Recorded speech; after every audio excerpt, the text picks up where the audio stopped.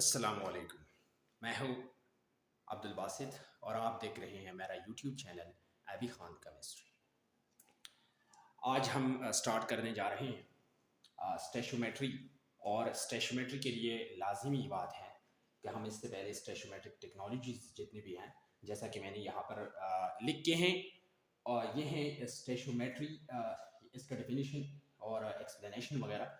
स्टेशोमेट्रिक reaction, स्टेशोमेट्रिक amount, स्टेशोमेट्रिक calculation, स्टेशोमेट्रिक coefficients और स्टेशोमेट्रिक ratio. ये 5 जो हैं, 2, 3, 4, 5 एंड 6, ये 5 जो हैं ये स्टेशोमेट्रिक टर्मिनोलॉजीज में आते हैं। इसको आज हम डिस्कस करने जा रहे हैं। सबसे पहले हम शुरू करेंगे, स्टार्ट करेंगे स्टेशोमेट्री से। स्टेशोमेट्री से हम स्टार्ट करेंगे स्टेशोमेट्री। चैप्टर का नाम है स्टेशोमेट्री और इस पे सबसे पहले डिस्कशन होनी चाहिए कि ये स्टेशोमेट्री है क्या चीज। फर्स्ट ऑफ ऑल, स्टेशोमेट्री वर्ड जो है इसमें दो वर्ड्स शामिल किए गए हैं। पहला जो वर्ड है वो है स्टेशियन, STOICHEION,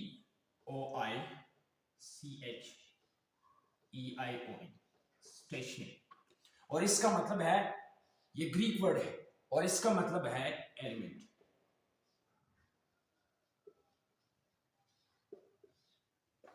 दूसरा वर्ड इसमें है मेट्री और ये लिया गया है ग्रीक वर्ड मेट्रॉन से, और मेट्रॉन का मतलब है मेजरमेंट। मेजरमेंट। तो इस टर्म से स्टेशोमेट्री का जो टर्म है, इससे ये मतलब हो गया कि यहाँ पर हम कैलकुलेशन करते हैं, मेजरमेंट करते हैं। किस चीज का मेजरमेंट करते हैं? एलिमेंट्स का मेजरमेंट करते हैं, एटम्स का मेजरमेंट करते हैं, आयंस का मेजरमेंट करते हैं, सब्सटेंसेस का मेजरमेंट करते हैं, मॉलिक्यूल्स का मेजरमेंट करते हैं। और स्पेशली यहाँ पर दो चीजों का हम मेजरमेंट करेंगे, कैलकुलेशन करेंगे। एक चीज होगा रिएक्टेंट्स और दूसरा हमारा होगा प्रोडक्ट्स। तो इसका डेफिनेशन बुक में कुछ यूं लिखा गया है। डेफिनेशन इसका ये है,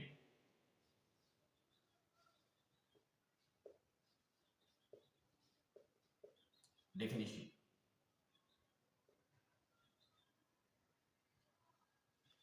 The relative amount of substance involved in a chemical reaction. The relative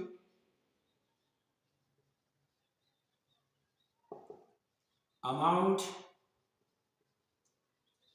of substances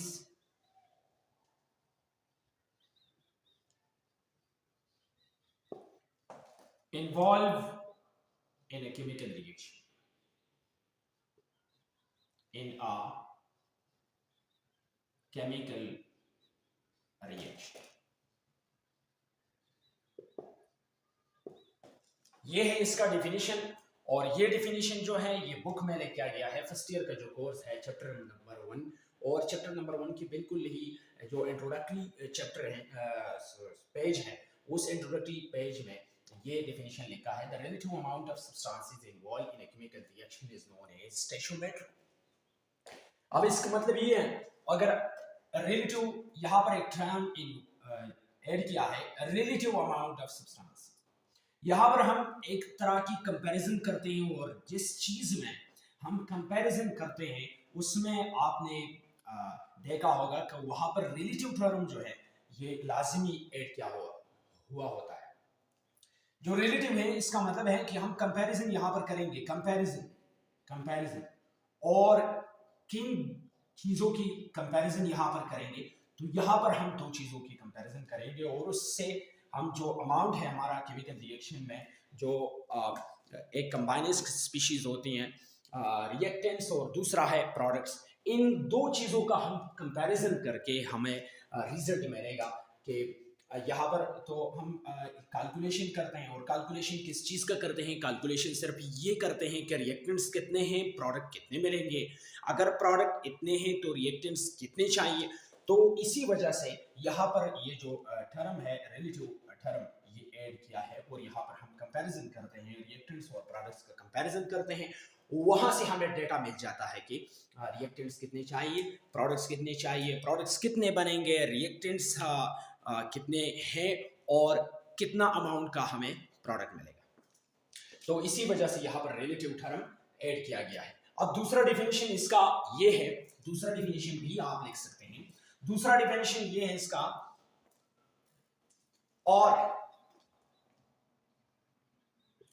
the branch of chemistry, the branch of chemistry in which we do, we study the calculation or amount of reactants and products, reactants and products।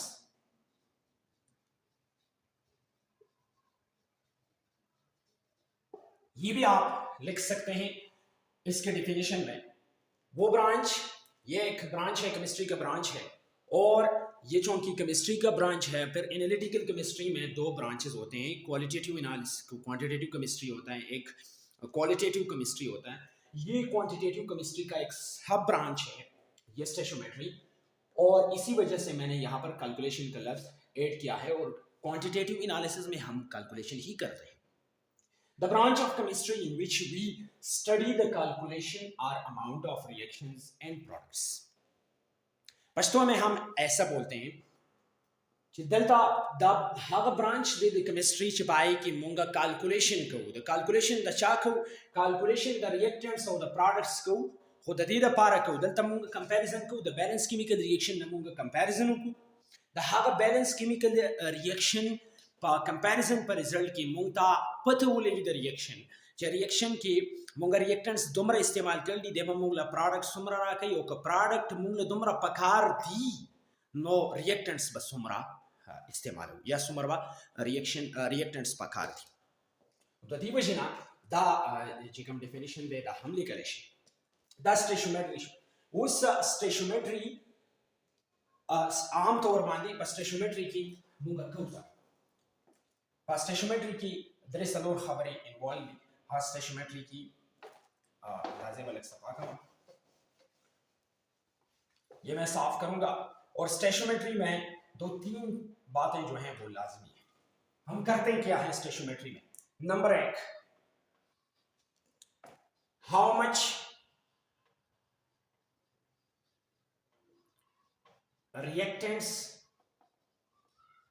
Are used, सुमरा reactants यूजुअल पर reaction, सुमरा reactants यूजुअल और अने कार stoichiometry की मुंगा दाको वेम कार how much product is formed, how much product is formed.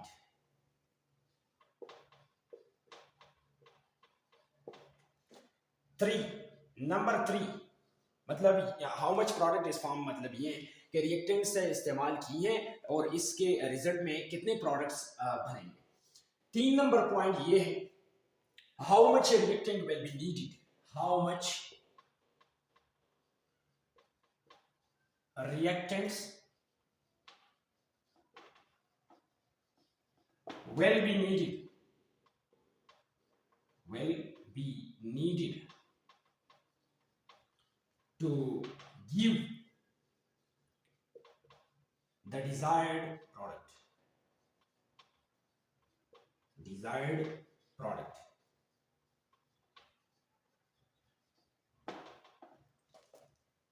हमने इतने रिएक्टेंट्स इस्तेमाल किए हैं या हमें कितने रिएक्टेंट्स चाहिए इस डिजायर्ड प्रोडक्ट के लिए, मतलब जो प्रोडक्ट आपको चाहिए होता है, जो प्रोडक्ट आप बनाते हैं उसका एक स्पेसिफिक अमाउंट होगा, मिसाल के तौर पर मैं 10 ग्राम प्रोडक्ट, ये ए बी एंड एक रिएक्शन है, ए एंड बी, ये एक रिएक्शन है, रिएक्शन हो गया, ठीक है। या रिएक्शन हम करवाते हैं, इंडस्ट्री में करवाते हैं या लेबॉर्ट्री में करवाते हैं, क्योंकि लेबॉर्ट्री में ये बहुत हम प्रैक्टिस के लिए लेबॉर्ट्री में जाते हैं और वहाँ पर प्रैक्टिस करते हैं कि ये रिएक्शन कैसे प्रोग्रेस करता है, या रिएक्शन होता है या नहीं, प्रोडक्ट बनता है या नहीं, आया ये रिएक्टेंट्स एक दूसरे के साथ कंबाइन हो जाते हैं। तो वहाँ पर सिर्फ हम प्रैक्टिस करते हैं, लेकिन इंडस्ट्रियल लेवल पे ये बहुत लाजमी है स्टेशोमेट्री एनालिसिस जो है, क्वालिटेटिव एनालिसिस भी और क्वांटिटेटिव एनालिसिस भी, क्योंकि क्वांटिटेटिव एनालिसिस में स्टेशोमेट्री आता है, इसी वजह से स्टेशोमेट्री इंडस्ट्रियल लेवल पर बहुत लाजमी है। यहाँ पर ये मैंने मिसाल ली है, एग्जांपल ली है, ए रिएक्टेंट्स है यहाँ पर और बी एक प्रोडक्ट बना हुआ है। ये बी अगर मैं लेता हूं कि ये मुझे 100 ग्राम का मैं प्रोडक्ट बनाता हूं बी का, बी मुझे चाहिए 100 ग्राम में, तो इस 100 ग्राम के लिए ए रिएक्टेंट कितने का हम लेंगे, ए रिएक्टेंट है ये कितने ग्राम में हम लेंगे या कितने मोल्स में हम लेंगे या इसके पार्टिकल्स कितने लेंगे। तो इसी वजह से ये भी एक पॉइंट है, याद रखिएगा। ये 3 नंबर, ये जो थर्ड वन है कि how much reactants will be needed to give the desired product, ये हमारा डिजायर्ड प्रोडक्ट हो गया। और इसके लिए ये ए जो है ये कितने हम लेंगे, कितना लेंगे ए, इसके लिए ये जो क्वेश्चन मार्क है इसकी डिटरमिनेशन के लिए, इसकी आइडेंटिफिकेशन के लिए हमें ये लाजमी होगा कि हम बैलेंस रिएक्शन से सबसे पहले कंपैरिजन करें, बैलेंस केमिकल इक्वेशन से हम पहले कंपैरिजन करें और कंपैरिजन के रिजल्ट में हमें ये पता लग जाएगा कि 100 ग्राम के लिए कितना ए रिएक्टेंट जो है वो चाहिए। ठीक है जी, ये 3 बातें जो हैं, और इसी के साथ साथ अगर आप 4th वन भी शामिल करते हैं तो अच्छा है। How much product will form, how much product will formed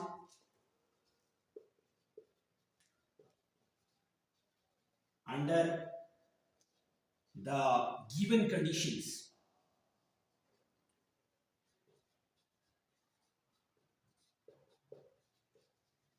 जो कंडीशंस दिए गए हैं, रिएक्शन के कंडीशंस होते हैं हर एक रिएक्शंस के लिए, कोई ना कोई बाज रिएक्शन ऐसे होते हैं उसके लिए टेम्परेचर जो है वो एक कंडीशन होता है, बाज रिएक्शंस ऐसे होते हैं उसके लिए प्रेशर जो है वो एक कंडीशन होता है, बाज रिएक्शंस के लिए कैटलिस्ट जो है वो कंडीशन है।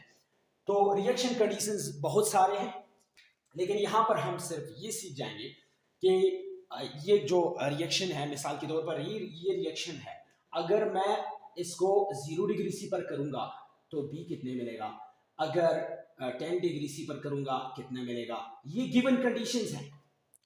और इन गिवन कंडीशंस पर हमें प्रोडक्ट कितना मिलेगा या रिएक्टेंट कितने चाहिए, तो ये सब कुछ जो है हम स्टेशियोमेट्री में ही करते हैं। अब इसके बाद ये हो गया स्टेशियोमेट्री, ठीक है। और ये स्टेशियोमेट्री लाजिमी इसलिए है कि thousands of reactions are going in the universe, in the atmosphere, in the living organisms, in the bodies of living organisms, in the bodies of humans, in the bodies of animals, in the bodies of plants. For example, preparation of food है, starch है, plants में बन जाते हैं वो food है, वो reactions हैं, ठीक है जी। हमारे बॉडी में जो स्पेशल रिएक्शन है रिस्पायरेशन, बायो में आप पढ़ चुके होंगे, रिस्पायरेशन जो है वो एक प्रॉपर रिएक्शन है, उसमें वो 3 स्टेप्स इन्वॉल्व है। फर्स्ट वन वो क्या है, ग्लाइकोलिसिस है, क्रिप्स साइकिल है, और लास्ट वन जो है वो इलेक्ट्रॉन ट्रांसपोर्ट चेन है। ये रिएक्शंस जो हैं ये रिस्पायरेशन में चलते हैं, और वहाँ पर भी हमें ये मिसाल के तौर पर मैं एक लूँ कि C6H12O6, ये H12O6 ये ग्लूकोज है, और इसके साथ ऑक्सीजन कॉम्बिनेशन करता है एक खास कंडीशंस पे और हमें देता है 36 ATP एनर्जी। इसके लिए भी कैलकुलेशन जरूरी है, इसके लिए, और इसी कैलकुलेशन से साइंटिस्ट जो हैं, जो बायोलॉजिस्ट होते हैं, ज़ूलॉजिस्ट होते हैं, वो ये कैलकुलेट करते हैं कि हमें कितना फूड डेली चाहिए है, कितना ग्लूकोज चाहिए, कितने कार्बोहाइड्रेट्स चाहिए, कितने प्रोटीन्स चाहिए हमारे जिस्म की एनर्जी के लिए, ताकि हम 24 घंटे जो हैं या जितने भी हम काम करते हैं या हमारे बॉडी जो है वो फंक्शंस करते हैं, हमारे सेलुलर जो फंक्शंस होते हैं वो डेली हो जाते हैं। लेकिन इनके लिए जो एनर्जी है वो कहाँ से आता है? एनर्जी जो है वो मिल गया, लेकिन ये एनर्जी इस एनर्जी के लिए कितने अमाउंट में फूड चाहिए, कितने अमाउंट में न्यूट्रिएंट्स चाहिए, तो ये भी हम स्टेशियोमेट्री में ही करते हैं। अब इंडस्ट्रियल लेवल पे, इंडस्ट्री पे मैं आता हूँ। इसमें दो बातें, एक लेबॉर्ट्री में हम रिएक्शंस करते हैं, लेकिन मैंने आपको बता दिया पहले से कि ये जो है लेबॉर्ट्री में जब भी हम कोई रिएक्शन करते हैं तो वो रिएक्शन सिर्फ हम प्रैक्टिस के लिए करते हैं कि आया ये रिएक्शन होता है, कौन से टेम्परेचर पे होगा, कौन से प्रेशर पे होगा, कौन से कैटलिस्ट पे होगा, आया कैटलिस्ट इसमें रिक्वायर्ड है या नहीं है, अगर कैटलिस्ट रिक्वायर्ड है तो कौन सा रिक्वायर्ड है और कौन सा रिक्वायर्ड नहीं है, कितना टेम्परेचर लगेगा, कौन सा हमारा ऑप्टिमम टेम्परेचर होगा, कौन सा हमारा ऑप्टिमम प्रेशर होगा। तो ये हम लैब में हम सिर्फ ये आइडेंटिफिकेशन करते हैं, एक्सपेरिमेंट्स करते हैं। लेकिन इंडस्ट्री में हम एक्सपेरिमेंट नहीं कर सकते हैं, वो इतना छोटा सा कोई सेल नहीं होता है कि हम बस ये मामूली सी चीज़ है कि हम ये ज़ाया करेंगे। वहाँ पर ज़ाया करने का बहुत मतलब हम खतरनाक चीज़ है, हम अपना इकोनॉमी जो है वो लॉस कर सकते हैं वहाँ पर।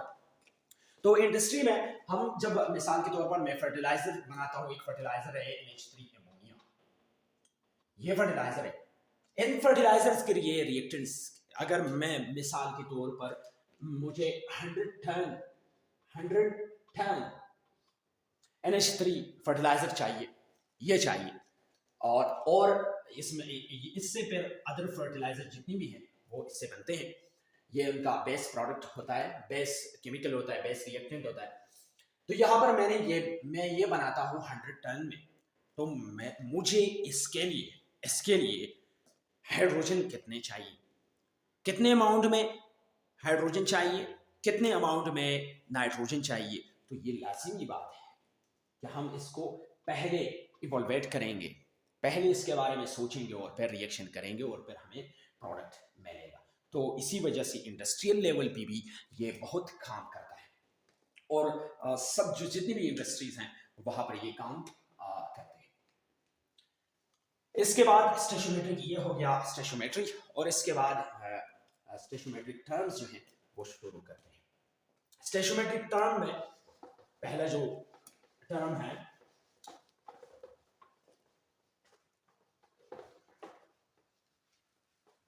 वो है स्टेशियोमेट्रिक रिएक्शन।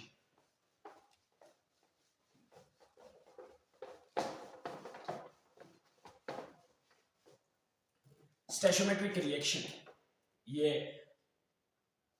पहला टर्म है, sorry, स्टेशियोमेट्रिक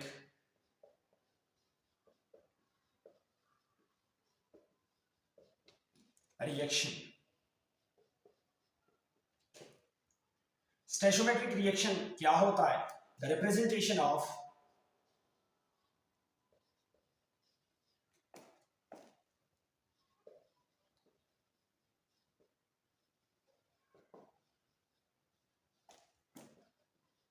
reactants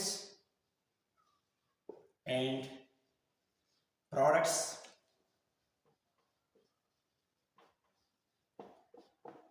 in a balanced chemical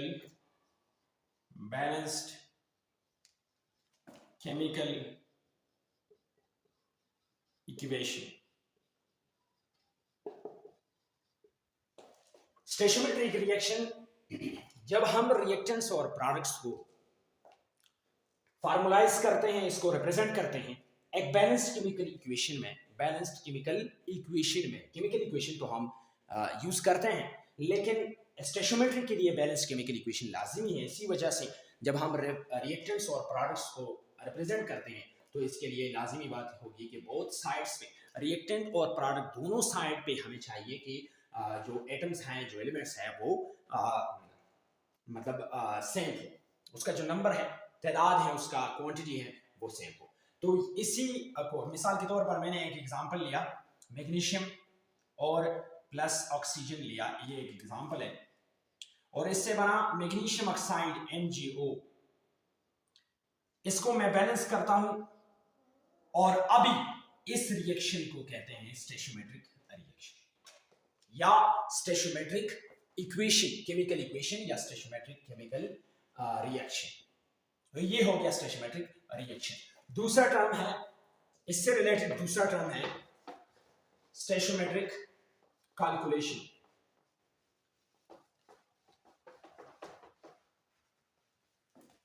स्टेशियोमेट्रिक calculation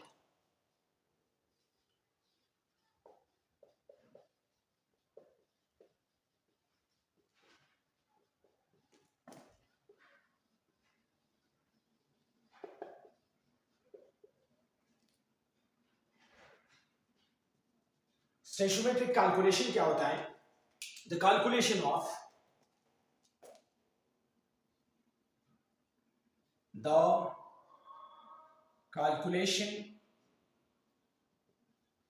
of reactants and products, reactants and products from on the basis of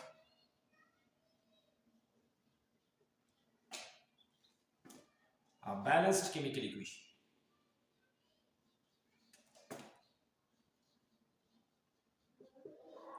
Chemical equation. Stoichiometric calculation, the calculation of reactants and products on the basis of balanced chemical equation. जब हम इन दोनों की calculation करते हैं, calculation reactants और product की calculation करते हैं बैलेंस्ड केमिकल इक्वेशन से, तो इस या बैलेंस्ड केमिकल रिएक्शन से या स्टोइचियोमेट्रिक रिएक्शन से, तो उसको फिर हम कहेंगे स्टोइचियोमेट्रिक कैलकुलेशन। ये हो गया स्टोइचियोमेट्रिक कैलकुलेशन टर्मिनोलॉजी। तीसरा हमारे पास आता है, तीसरा स्टोइचियोमेट्रिक अमाउंट। स्टोइचियोमेट्रिक तीसरा, ये थर्ड वन है।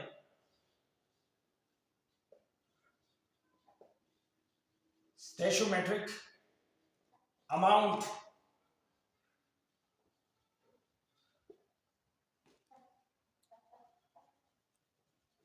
स्टोइचियोमेट्रिक अमाउंट क्या होता है? The fix number of reactants, the fix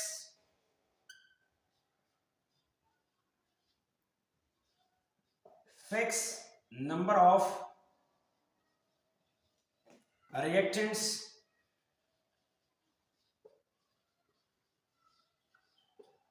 the fixed number of reactants combined to give combine chemically combine, यहाँ पर chemical combination जरूरी होगी, of reactants combined to give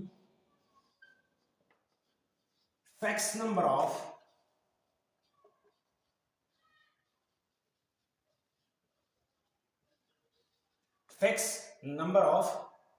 products.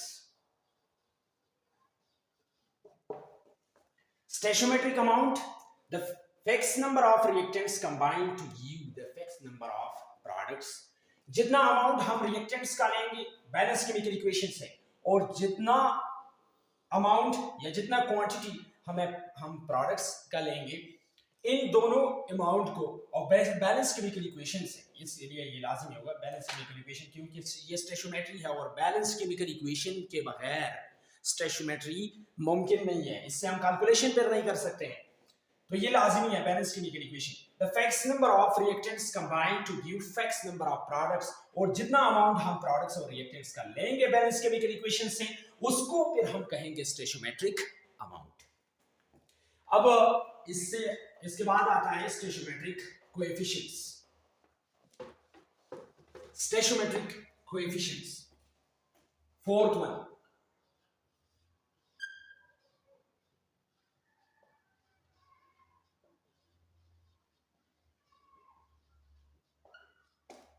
coefficients.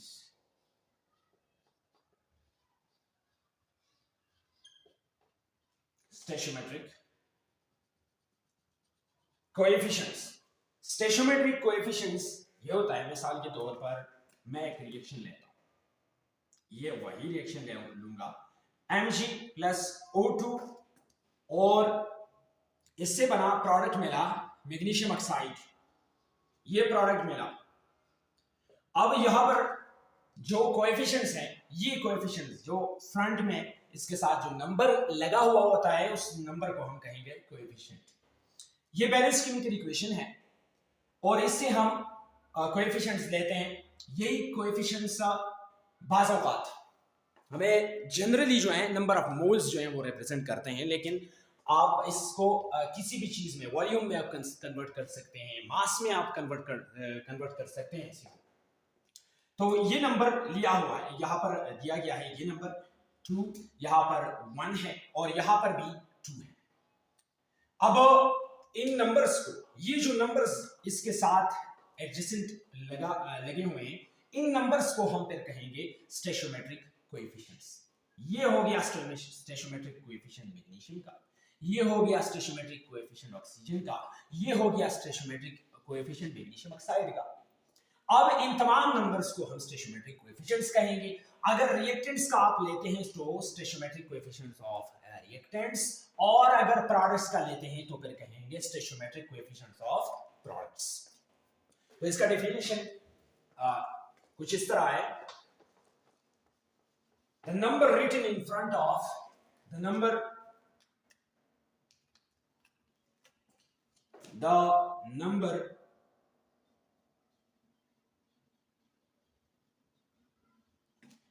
written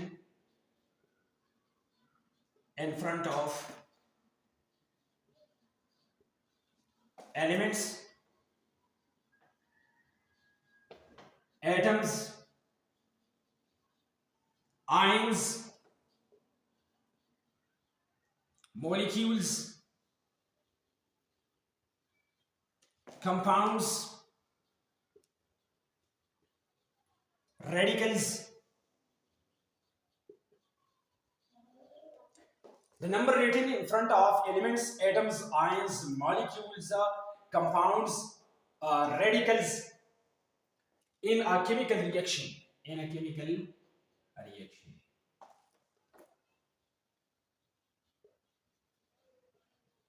Reaction. और ये क्या करेगा ये numbers? To balance the elements on both sides of the reaction, both sides of chemical equation. ये हम सिर्फ बैलेंसिंग के लिए इस्तेमाल करते हैं ये नंबर्स। और बैलेंसिंग का तरीकाकार जो है वो फर्स्ट ईयर के कोर्स में बिल्कुल एंड की चैप्टर में जो है, जो इलेक्ट्रोकेमिस्ट्री वाला चैप्टर है, वही उस चैप्टर में ये सारे बैलेंसिंग का तरीका जो है वो वहाँ पर मौजूद है। एक हम इसके लिए जो नॉर्मल करते हैं वो प्रोसेस या मेथड, वो क्या है उसको हम ट्रायल मेथड कहते हैं। ट्रायल मेथड है, आयन एक्सचेंज मेथड है, और दूसरा रेडॉक्स रिएक्शन के जरिए हम इसे बैलेंस करते हैं। तो ये जो है ये नॉर्मल तरीका है, हम जनरली इसको फॉलो करते हैं इन तरीकों को। ये नंबर बस ट्रायल के मेथड पे लगाते हैं और जब जो नंबर इसके साथ फिट हो जाता है वो बैलेंस भी खुद ब खुद रिएक्शन बैलेंस हो जाता है। तो ये हो गया स्टेशियोमेट्रिक कोएफिशिएंट्स। अब इसके बाद आता है स्टेशियोमेट्रिक टर्मिनोलॉजी में लास्ट वन आता है stoichiometric ratio. Stoichiometric ratio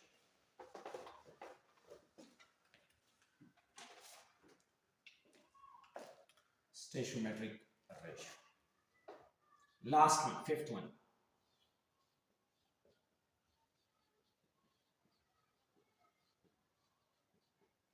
stoichiometric ratio. Stoichiometric ratio क्या होता है? The ratio of the coefficients of the ratio of the coefficients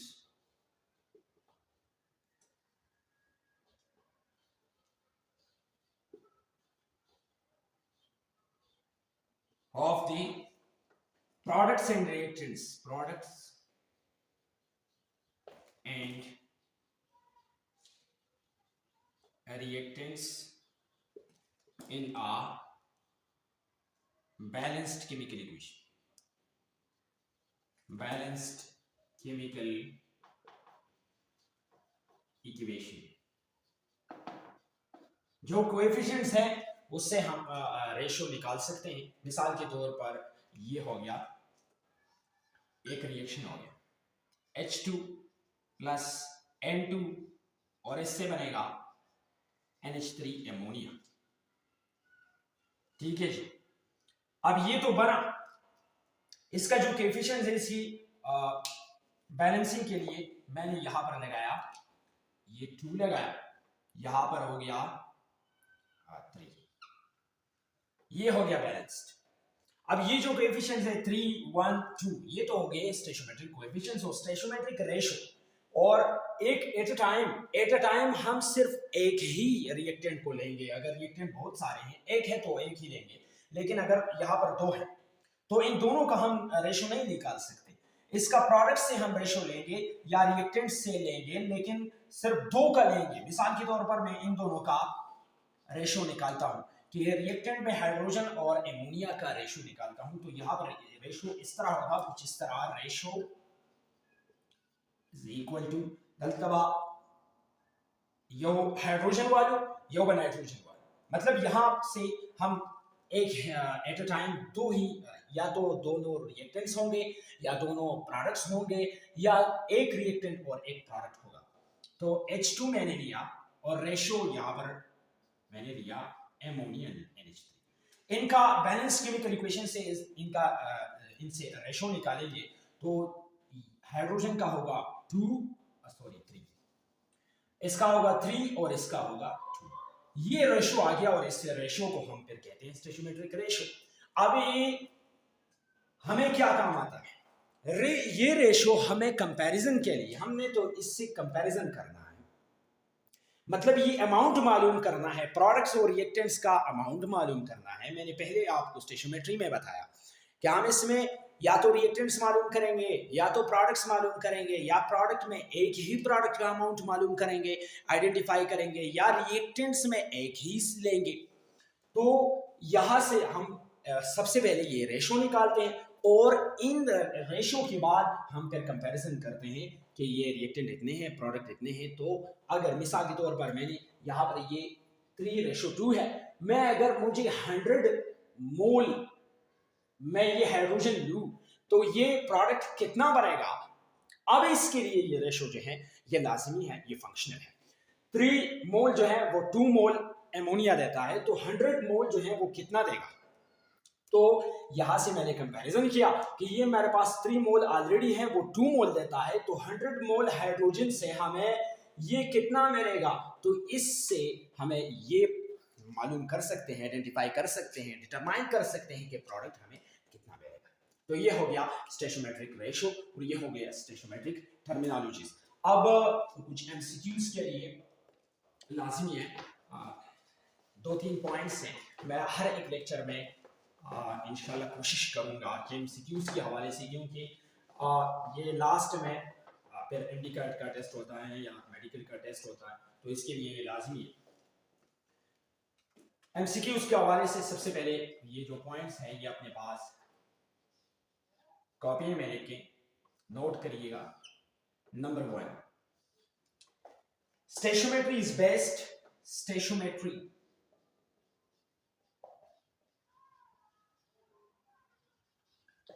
is based upon a law of conservation of energy, conservation of mass and energy,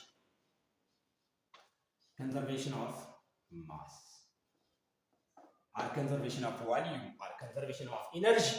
लेकिन स्टोइचोमेट्री इसके best है। ये कौन से law?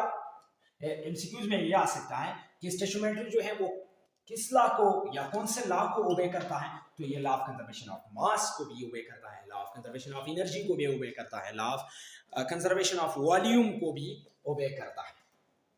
Number 1। Number 2 ये हो गया सॉरी, नंबर 1 ये है, नंबर 2 मैं आगे लिखता हूं। Stoichiometry is stoichiometry metry is discovered by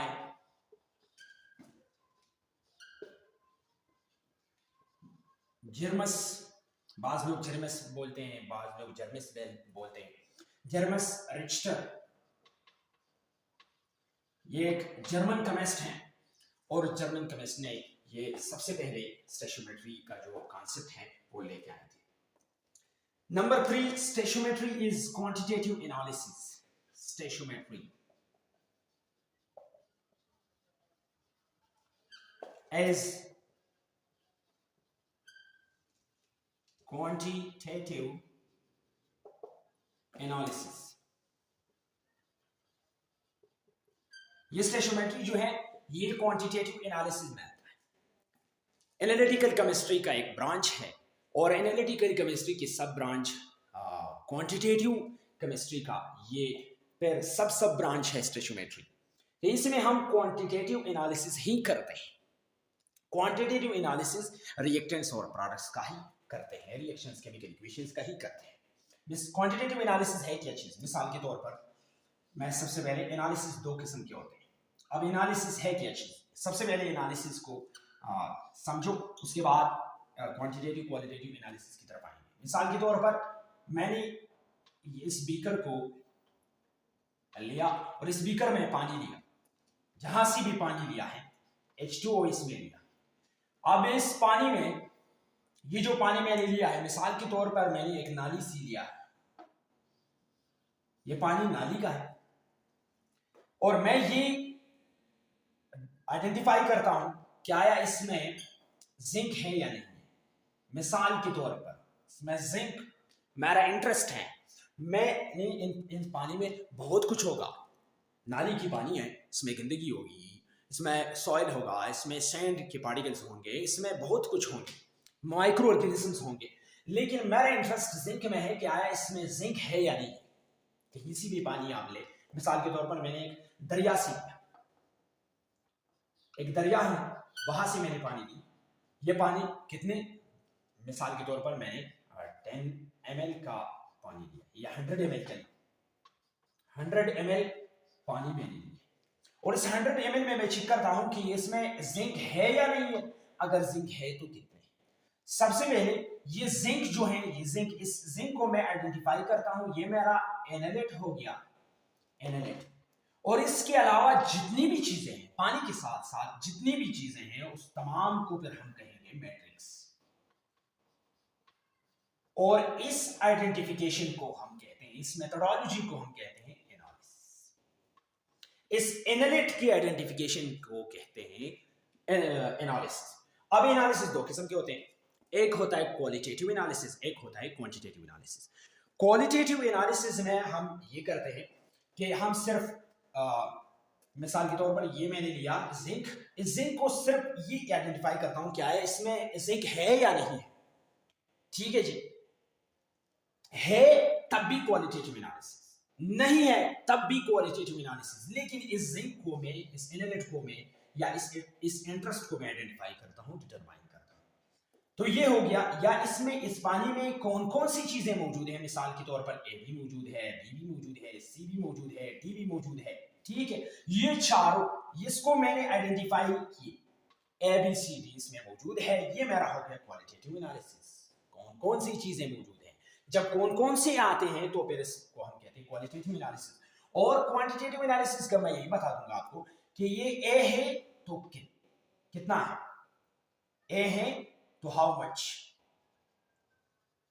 ये कितना है, बी है, बी कितना है, सी अगर है तो कितना है, डी अगर है तो कितना है। तो जब हम क्वांटिटी का एनालिसिस करते हैं, क्वांटिटी देखते हैं, तो फिर हम इसको कहते हैं क्वांटिटेटिव एनालिसिस। और ये स्टेशोमेट्री जो है ये क्वांटिटेटिव एनालिसिस है, क्योंकि क्वांटिटेटिव केमिस्ट्री का एक सब ब्रांच है। और इसके बाद स्टेशोमेट्रिक रिएक्शंस, फोर्थ वन पॉइंट ये होगा, स्टेशोमेट्रिक रिएक्शंस।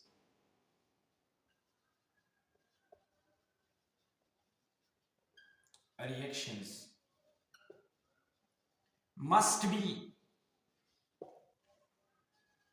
irreversible.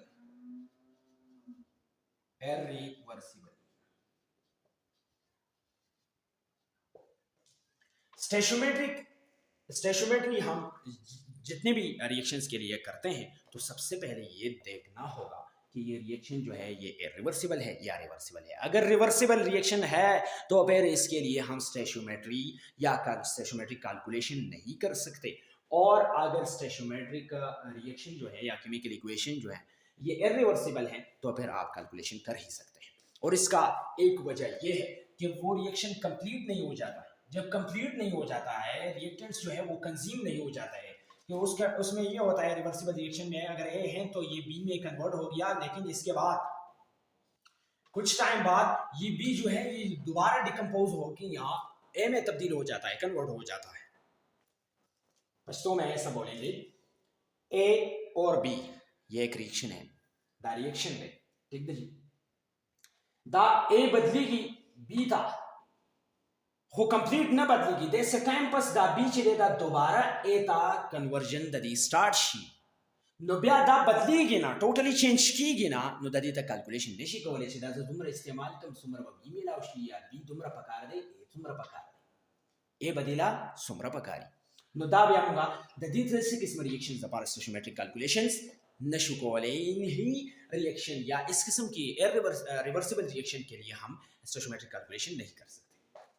और लास्ट में ये आता है, लास्ट में बिल्कुल लास्ट में स्टेशोमेट्रिक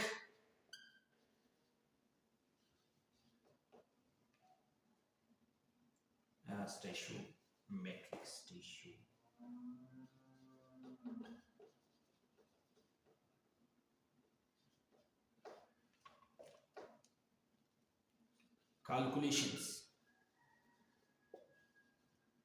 are not possible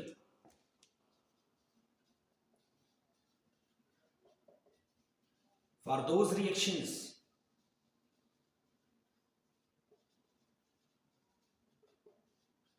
in which side reactions takes place. Side reaction takes place. उस रिएक्शन के लिए हम स्टेशोमेट्रिक कैलकुलेशन नहीं कर सकते जहां पर साइड रिएक्शन होते हैं। अगर साइड रिएक्शन होता है तो इससे होगा क्या? इससे ये होगा कि मिसाल के तौर पर मैं एक और एग्जांपल लेता हूं, x y में कन्वर्ट होता है, ये एक रिएक्शन है, x रिएक्टेंट है, y जो है वो प्रोडक्ट है, या z जो है ये प्रोडक्ट है। अगर दरम्यान में ऐसा होता है कि ये x सबसे पहले y में बदल जाता है और फिर y से कुछ अमाउंट जो है वो रिलीज होता है, इसके बाद कुछ इसका अमाउंट जो है वो z में कन्वर्ट होता है, तो इससे हम कैलकुलेशन फिर नहीं कर सकते हैं, ये प्रॉब्लम होगी हमारे लिए। इसमें ना हम रिएक्टेंट्स का कैलकुलेशन करते हैं, ना हम प्रोडक्ट्स का कैलकुलेशन कर सकते हैं कि कितने प्रोडक्ट बनेंगे या कितने रिएक्टेंट्स जो है हमें चाहिए, क्योंकि यहाँ पर एक अमाउंट जो है वो लॉस हो जाता है। थोड़ा सा अमाउंट हो, जितना भी अमाउंट हो, बहुत कम मामूली सा अमाउंट हो, लेकिन इससे फिर हम प्रोडक्ट का कैलकुलेशन या रिएक्टेंट्स का कैलकुलेशन नहीं कर सकते। और इसके लिए मुख्तसर सी बात यह है कि स्टेशोमेट्रिक कैलकुलेशंस नहीं कर सकते जहाँ पर साइड रिएक्शन हो जाता है, क्योंकि इसमें लॉस हो जाता है, मास जो है वो लॉस हो जाता है। और ये बेस्ड है stoichiometry law of conservation of mass में। हमारा जो डिजायर्ड प्रोडक्ट है उसमें वो तब्दील टोटली जो है वो कंज्यूम नहीं हो जाता है। ये रिएक्टेंट यहाँ पर टोटली Z में कंज्यूम नहीं हो जाता है। अगर टोटली कंज्यूम नहीं हो जाता है तो फिर हम इसका कैलकुलेशन नहीं कर सकते। ये हो गया हमारा आज का टॉपिक। बहुत सारे टर्म्स थे, ये कुछ पॉइंट्स है, अपने साथ लिखें, आपके लिए आसानी होगी फिर MCQs वगैरह में। इसके बाद इंशाअल्लाह ताला कोशिश करेंगे स्टेशोमेट्रिक कैलकुलेशन से पहले जो कन्वर्जन फैक्टर्स हैं उसको एक्सप्लेन करें। और ये था हमारा आज का टॉपिक। सब्सक्राइब करना न भूलिएगा। मिलते हैं इंशाअल्लाह नेक्स्ट वीडियो में। तब तक अल्लाह हाफिज़ व नासिर।